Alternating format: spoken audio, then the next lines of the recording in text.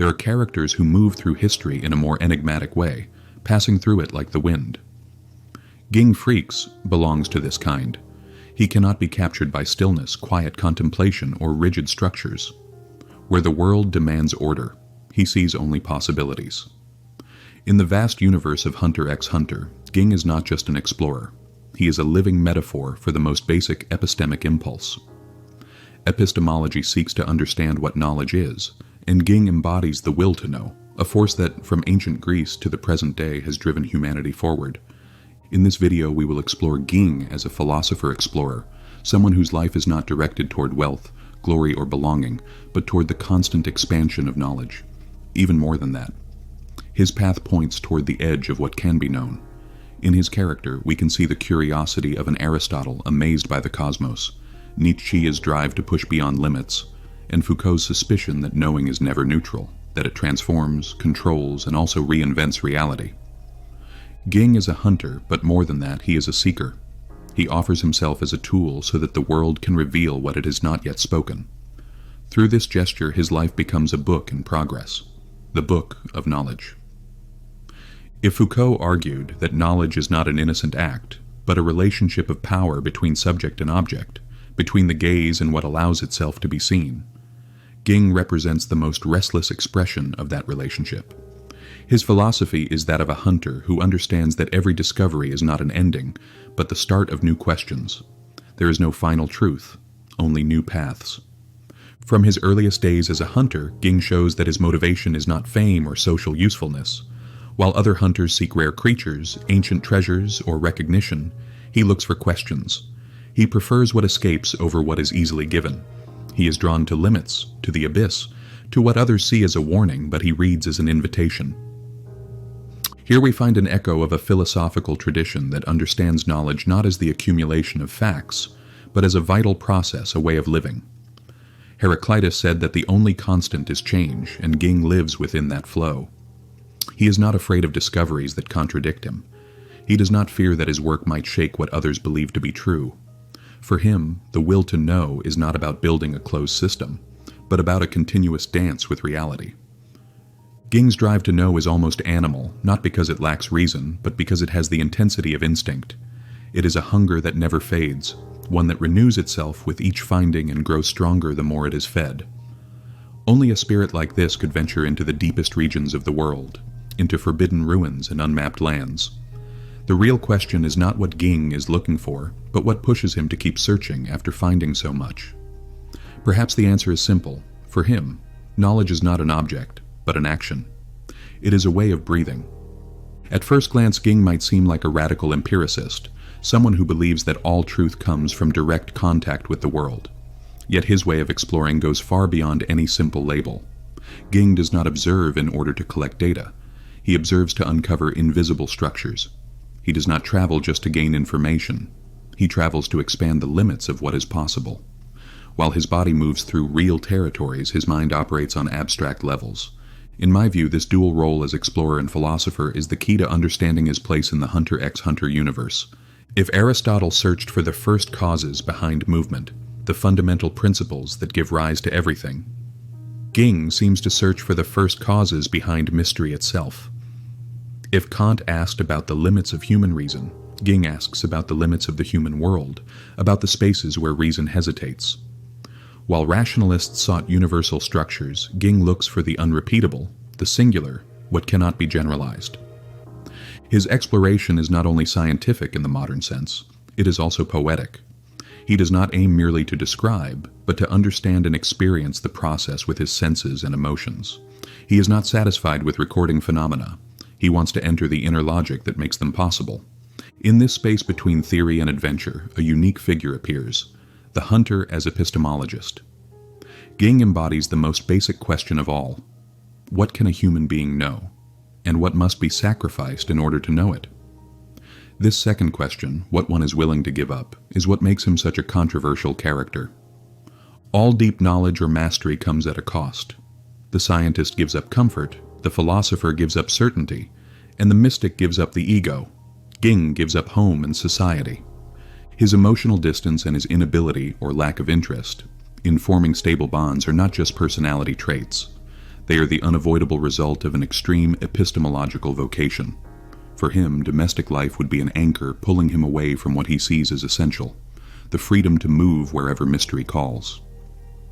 In this sense, Ging represents the figure of the nomadic knower, a philosophical tradition that can be traced back to thinkers like Diogenes and the Cynics, who believed that knowledge could not grow within rigid social structures.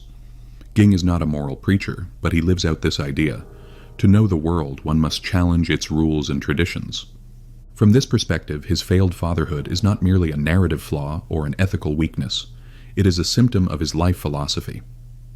Ging does not reject Gon because he lacks love. He does so because bonds create responsibilities and responsibilities create limits. For him, every limit stands in the way of his drive to know. Is this a justification? No. But philosophically, it explains the inner coherence of his existence. Ging lives for exploration, both physical and mental.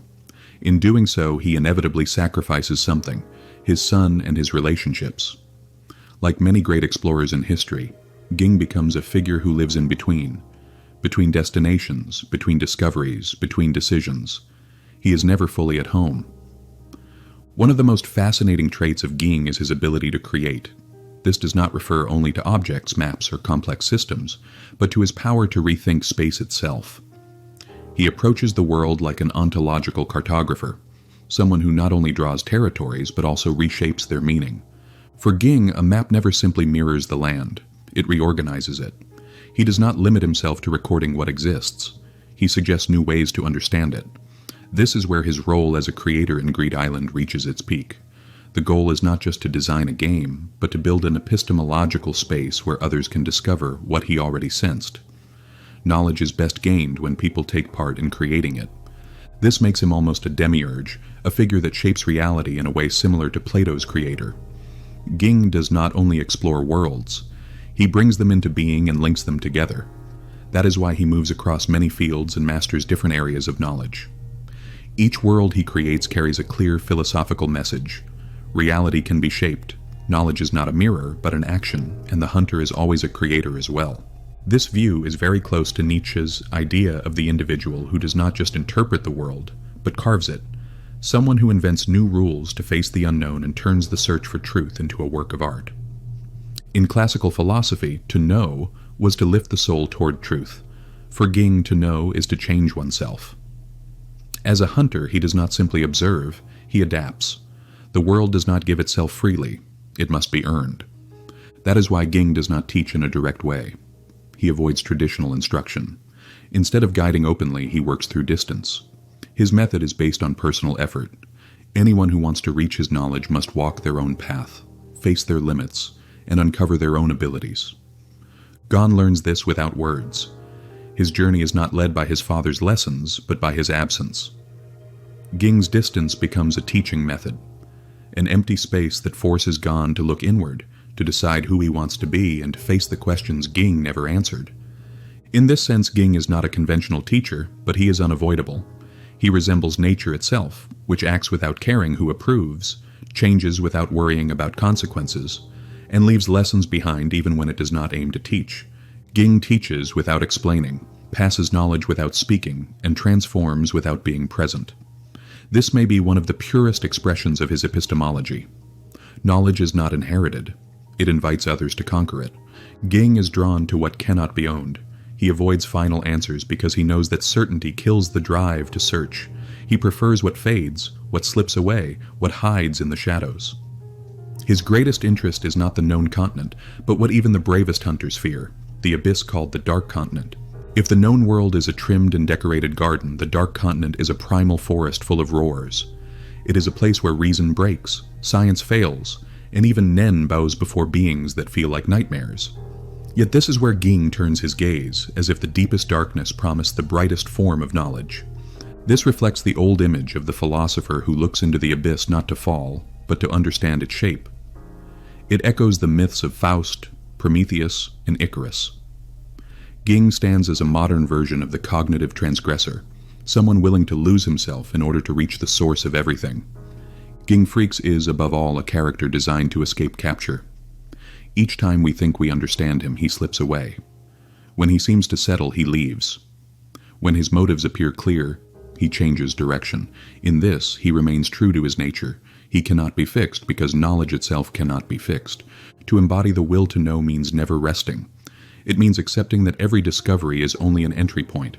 The world is not an object, but a process. The hunter does not collect answers. He creates paths. From this view, Ging is not a father, a hero, a sage, or an adventurer. He is a metaphor. He represents the human being who looks at the horizon and cannot stop asking what lies beyond. He stands for endless searching and for knowledge as destiny, sacrifice, and constant rebirth. That may be why Gon did not need to find him in order to learn from him. Ging is more of a compass than a presence. His life is an invitation, and his absence is a lesson. Perhaps this is the most honest way to describe him. Ging Freecss is not a character with answers, but one who forces others to ask questions. He is a mystery moving toward other mysteries, a hunter of the unknown, a philosopher who writes no books because his entire life is a manuscript still being written, an explorer who knows the world never truly ends because it can always be invented again. What do you think about this character? Leave your thoughts in the comments, and thank you for watching this video.